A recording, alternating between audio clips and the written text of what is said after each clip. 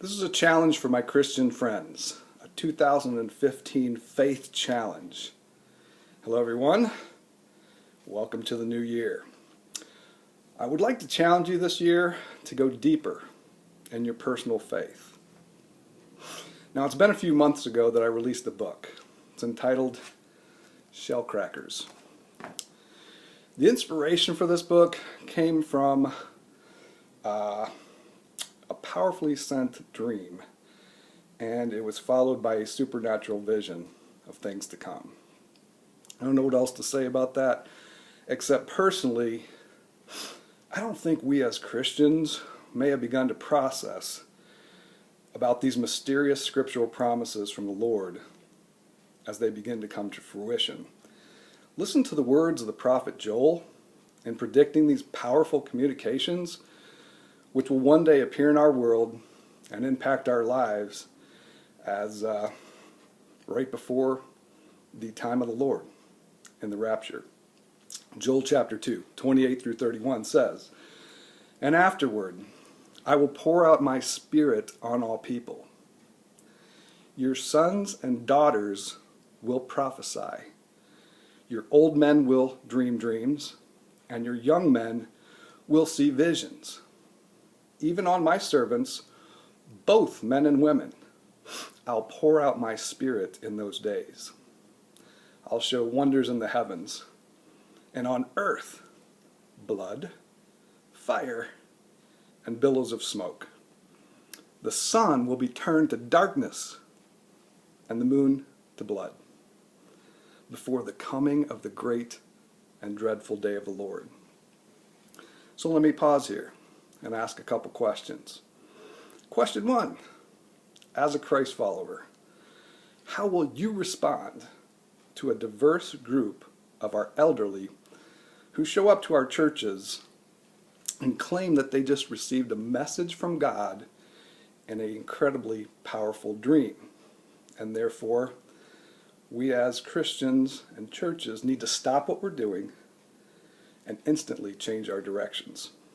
Question 2, what will you think when a group of teenagers or our youth begins telling us of these blazing visions of a mission of the Lord that needs to be accomplished at all costs?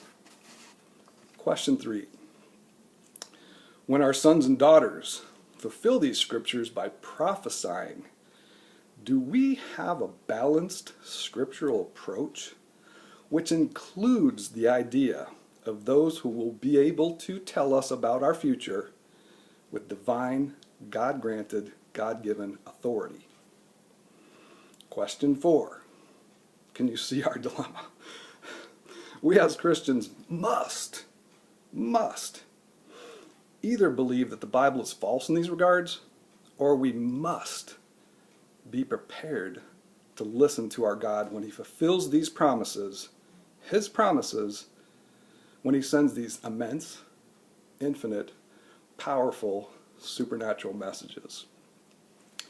So as concisely as I can, here's the divine message that God demonstrated to me and then backed it up with connecting those to the Holy Scriptures.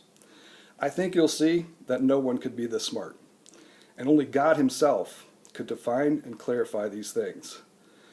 So in the end, God will do this. He will prove that only God alone was God, and man was simply man. And some of our theories about these things will be shown to be slightly in error. Here's the thought. There will be a select group of Christians which will be held back from the rapture of Christ for God's divine purposes, plans, and missions. Now this is important. So please stop and pray here. Let's set aside our traditions and our biases, and in its place, let's simply just listen to God speak through the Holy Scriptures. Revelation 7 is a chapter about one thing and one thing only. It's a chapter about groups of saints who will be held back to minister to those who are left behind, the lost souls. And interestingly, we all agree on the first half of the chapter.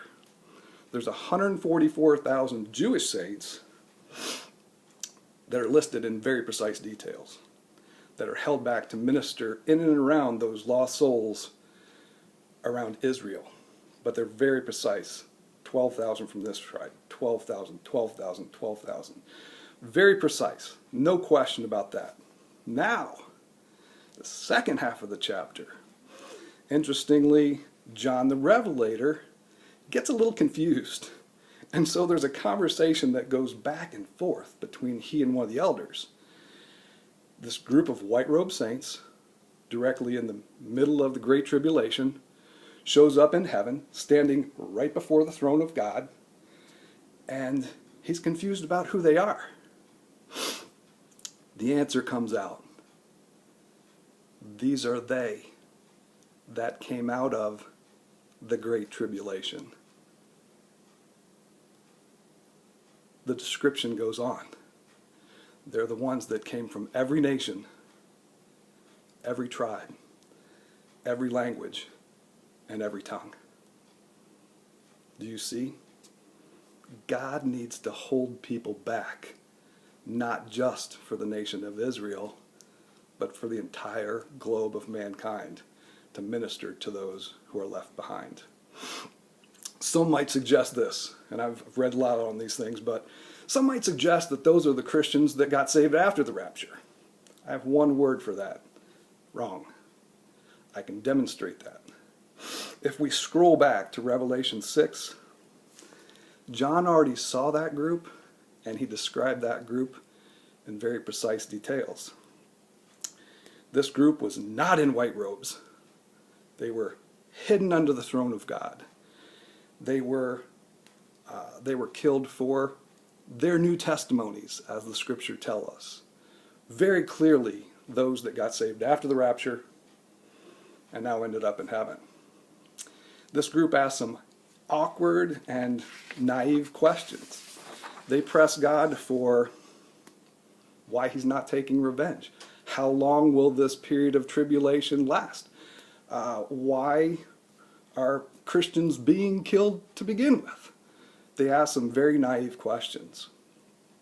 Interestingly, God makes no promises or commitments to this group. So therefore, if we think that this is the same group, if we scroll back to Revelation 7, God makes an entire host of promises and commitments to this other group in Revelation 7. If it was the same group, could never be possible. God would have contradicted himself, and the words of Scripture would contradict themselves. So, here's the thing. By now, you've probably been able to process the idea that shell crackers can be an awesome adventure in taking your faith to places that you may never have dreamed possible. No pun intended, okay? Totally pun intended. So here's my challenge to you. The 2015 Shell Cracker Challenge. Read shell crackers. It can be ordered from all the online retailers, Amazon, Barnes & Noble, or my publisher at inspiringvoices.com. Or simply just send me a private message with an address, and I'll send you a signed, discounted copy for $10 a piece. And as always, my friends here in our faith community, I'd ask you to pass this vital information along, because as these things move forward, these will become critically important messages as God continues to move forward in fulfilling everything he intends to accomplish. As Christians, we all have a mission in life. Thanks for allowing me to share part of mine. And God bless you and yours. Blessings to you, my friends, in 2015. The challenge is on, and let's see who takes me up on it. Thanks.